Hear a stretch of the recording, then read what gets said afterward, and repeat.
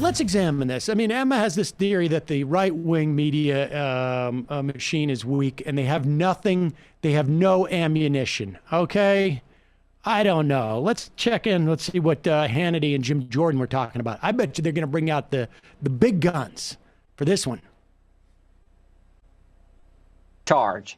Who is, in fact, the commander-in-chief? Who's running who's making the decisions? The people of this country deserve to know that. Instead, we get this double standard, this idea that they cover for, I think about what the press has done. When it was President Trump, it was kids in cages. Now it's children in holding facilities. With the Democrats defund the police, but now they're putting more police around the Capitol. I mean, even today, we heard about Biden's dog biting someone. Can you imagine if President Trump had a dog at the White House and it bit someone? The press would go crazy. They'd say this dog is working with Russia and we got to have an investigation. So I think the American people deserve to know who's making the decisions. They're also sick and tired of the double standard they see every single day from the mainstream press. Mark, as I look at these... Sean, Jim's absolutely right. Yeah, imagine if there was a dog that bit somebody and it was Donald Trump.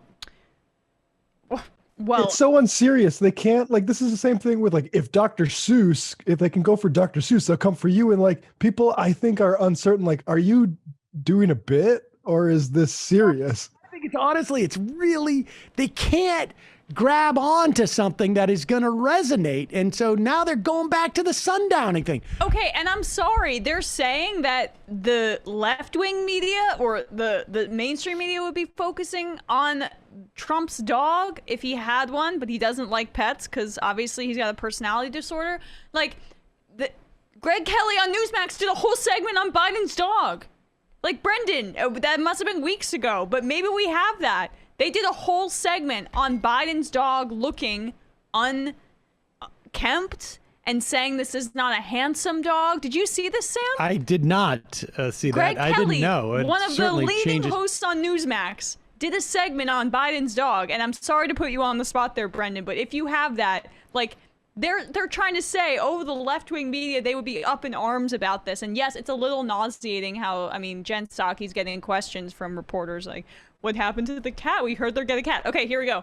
Brendan has this. Did you see the dog? I want to show you something I noticed. Doesn't he look a little rough?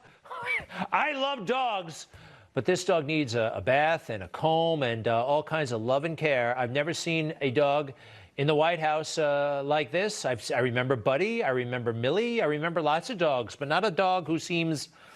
I don't know. I don't know how much love and care he is getting. Let's bring in the historians. They brought in a historian. Biden's a dog abuser. This was it was a rescue dog, right? Did they? Yeah. They. Good for them. That's of course you should. Sorry, I don't mean to shame breeder getters, but it is nuts. Matt was just making, the who's point that fixated on dogs? Who's the ones fixated on dogs? I think it's the right. But it's just a bizarre. They just can't find what to settle on, and the sundowning thing. Okay, yeah, it's possible. No argument. Wouldn't be the first time. Exactly. Night, yeah. The problem that they have is that all you need to do is pick up a history book or look on the video and see how they handled it with Reagan. And I just, what is it that they anticipate is going to happen after this? I guess it's part of it. It's the radical left that is running, Biden. He's not in control. It says maybe his dog is controlling what he's doing and has an agenda, but they just can't figure it out. And they're stuck in a I'm not mad, I'm laughing mode that I think Trump taught them. We're always going to win, except when you actually have lost, that doesn't work anymore. Yeah, it's hard to own the libs as losers and pathetic when you're the losers. And it's almost like there's no one there. There's no one there whose brand it is to talk about even policy, and nobody's going to get the attention in that world if they talk about policy. And so they have nothing to deploy. Yeah. Honestly, 6 years ago, Paul Ryan comes out and he is going to, what he's going to say is going to be total bullshit. But the press is going to lap it up. And the problem with this is that they have no one to go on to Chuck Todd's program, for instance, and say something that Chuck Todd can. Oh, that sounds respectable. Exactly. Yeah. Exactly. Like, you know, like well, we're deploying the big guns. We're going to send, we're going to send Jim Jordan onto Chuck Todd's to talk about.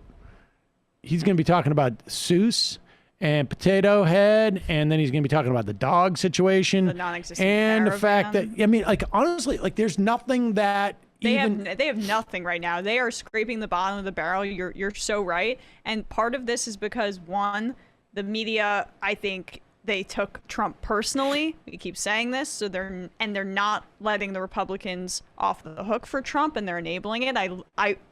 These are human beings in this industry, and I genuinely think they took Trump going after the media and the Republican Party following him in that way. They took it personally, and then to buttress that, the whole deficit conversation surrounding this stimulus package, they can't have that argument because of the tax cuts that they did that bloated the deficit or increased it significantly. And all of the Republican politicians who are the stars right now, too, to what you're saying as the third point, aren't talking about policy anyway. So there's nothing for the Republicans to hang their hat on in terms of media traction that is gonna get any legs right now. They'll find it eventually, but they're treading water at this point. Let's go to the IMs. Jay Tingle. Trouble in Paradise? Sam Seder doesn't like having a joke explained. Note to Emma, Vigeland doesn't go back and research some of Michael Brooks' golden moments, or that Brendan Finn doesn't assemble a supercut. Oops, luckily my IMs don't get read on the podcast.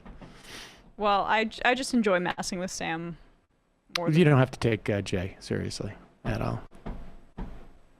Is that someone? Oh yeah, Emma doesn't know who Jay is yet. That's fun. Who Jay Tingle is yet. So. I'm sorry. No, he's just an agitator.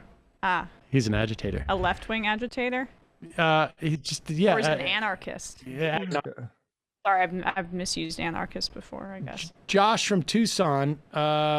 You guys should check out Kristen Cinema's Twitter ratios lately. They are great.